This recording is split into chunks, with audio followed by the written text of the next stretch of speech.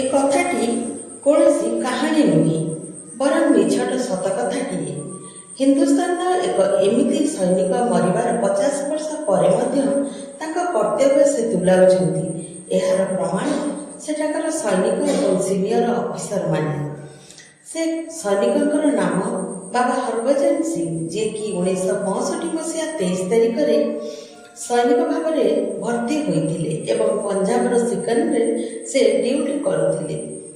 ସେଦିନେ ସେଠାକାର ଗୋଟେ ନଦୀ ପାର କରୁଥିଲା ବେଳେ ନଦୀରେ ବହି ଯାଇଥିଲେ। 2 ଦିନ ଧରି ତାଙ୍କୁ ଅନେକ ଖୋଜାଖୋଜି ହେବା ପରେ ତାଙ୍କର କୌଣସି ବି ସନ୍ଧାନ ମିଳିନଥାଏ।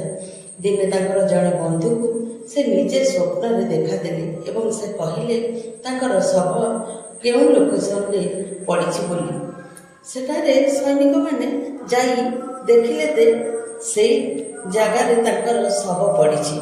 କିନ୍ତୁ ବଡ଼ ଆଶ୍ଚର୍ଯ୍ୟର କଥା, ଜଣେ ସୈନିକ ଡ୍ୟୁଟିରେ ନଥାଇ ମଧ୍ୟ ସେ ତାଙ୍କ ଡ୍ୟୁଟି ଆଜି ପର୍ଯ୍ୟନ୍ତ କରୁଛନ୍ତି, ମୃତ୍ୟୁ ହେବା ପରେ ମଧ୍ୟ। କାରଣ ସେଠି ଯେକୌଣସି ସୈନିକ ଡ୍ୟୁଟି କରନ୍ତି, ଯଦି ତାଙ୍କ ଡ୍ୟୁଟିରେ କୌଣସି ଖିଲାପ ହୁଏ ସେ ଅଦୃଶ୍ୟ ଭାବରେ ଆସି ଚାପୁଡ଼ା ମାରନ୍ତି। ଆଉ ଅନେକ ସୈନିକଙ୍କୁ ମଧ୍ୟ ବରଫ ଭିତରୁ ସାହାଯ୍ୟ କରିଛନ୍ତି, ସେ ପୁଣି ଛାୟା ରୂପରେ। ତେଣୁ ତାଙ୍କ ପାଇଁ ନିହାତି ବନ୍ଧୁ ସାଲୁଟ ମାରିବା ଉଚିତ। ଆଉ ତାଙ୍କ ପାଇଁ ବି ସେଠାରେ ଗୋଟେ ମନ୍ଦିର ତିଆରି ହେଲା ତାଙ୍କର ଆତ୍ମାକୁ ସଦ୍ଗତି ମିଳିବା ପାଇଁ। ସେ ଆଜି ବି ସେଠି ପୂଜା ପାଉଛନ୍ତି।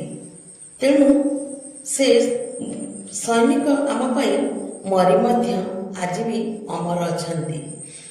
ସେଥିପାଇଁ ଜୟ ଯବାନ, ଜୟ ହରଭଜନ ସିଂ ଆଉ ଜୟ ଭାରତ। ଏ କଥାଟି ଆପଣଙ୍କୁ କେମିତି ଲାଗିଲା ଆପଣ ନିଶ୍ଚୟ କମେଣ୍ଟରେ ମତାମତ ରଖିବେ।